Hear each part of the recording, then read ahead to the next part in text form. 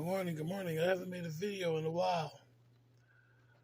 This scripture that I'll be dealing with is coming from Matthew chapter 9, verse 20 through 22. I'm revisiting this woman with the issue of blood. Jared, synagogue leader, asked Jesus to come and heal his daughter because his daughter was sick unto death. Now, this was strange because the synagogue leaders didn't care about Jesus. They spent more time trying to entrap him. They spend more time trying to discredit him. They spend more time trying to devise evil ways to kill him and to silence him rather than to believe in him. But Jared was bold. Jared needed help with his daughter, so he stepped out on faith. He didn't care what the other pastors thought. He didn't care what the other synagogue leaders thought. He wanted Jesus to come to his house. And so Christ said, I'm coming. So as he was on his way to Jared's house, the crowd was pushing him and touching him. And, they were treating him like a movie star. They were touching him and pushing him. He was pushed and bombarded from every which way he could walk. But he was going through the crowd because he was focused on where he was going. And this woman who had an issue of blood for over 12 years, she had an issue of blood. She spent all her money on doctors, on faith healers, on all her expenditures were exhausted, and she had no hope. But she heard about Jesus. She never saw him. The Bible doesn't say she ever had any prior contact with him, but she heard about him. And she said, if I would just touch the hem of his garment, I'll be made whole. Now, the reason why she had to do a sneak move, she had to creep on him. Matter of fact, she touched him from behind. And Christ said, who touched me? The disciples said, Master, it's the crowd that's thronging you. It's the crowd that everybody's touching you. Who do you mean, who touched me? He said, no.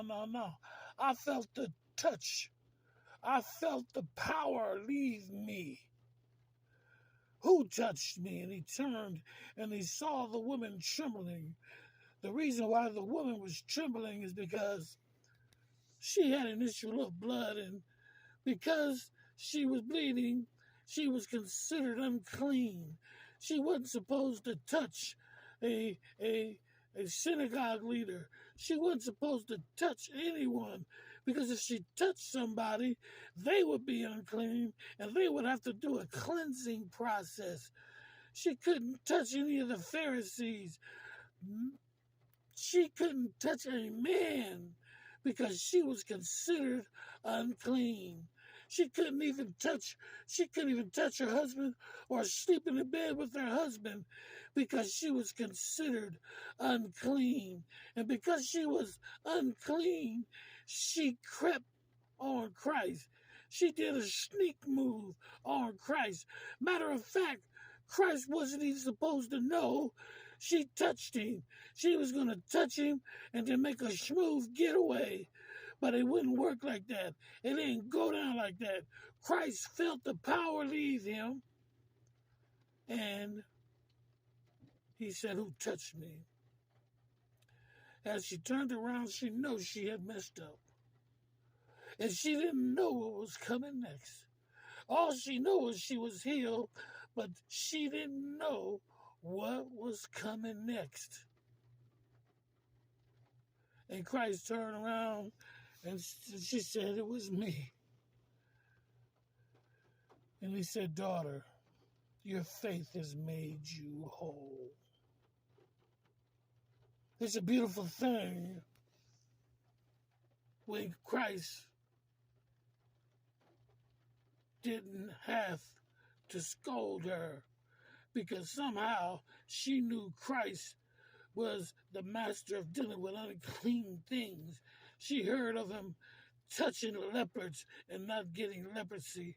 She knew he was dealing with unclean spirits. So Christ mastered in dealing with the unclean. And she knew that he can cleanse her and make her whole. That's a beautiful story because when Christ was on his way, he wasn't even thinking about her. He was focused. He had an agenda. But my, when he felt that touch and he felt that power leaving, that shows you, my friend, any old touch just won't do because he was already being touched. You have to call on him and touch. Any old prayer just won't do. You can't just take a scripture and chop it up. So this is my scripture for the day, and then walk through the day. You have to approach Christ with intentions, and it must be intense, and it must have a specific purpose. Any old touch just won't do. He was already being touched. But out of all the people that were touching him and screaming like it was Michael Jackson or somebody, he felt one touch. Our prayers have to be as such. Our worship have to be as such. We have to truly go to him with the purpose and intense, because I'm telling y'all here spiritually lazy. Y'all here calling on God when you need something. And no sooner you need something, no sooner you get it, you're gone. Approach the master with intentions, intense. And I promise you, he'll feel that touch. Some of you have been dealing with alcohol for years. Some of you have been dealing with meth for years. Some of you have been dealing with different issues for years. And you've had counseling. You've been in and out of jail. You have been in and out of the hospital, in and out of psychiatric hospitals. And you've prayed, but somehow your prayers haven't been answered. Is because you haven't approached him the right way. You have to approach Christ with intentions. Get desperate and believe. And when you call on him, you will receive everything you ask. God bless you, my friends. I haven't made a video in a while, but I'll be back. And remember, the messenger's praying for you.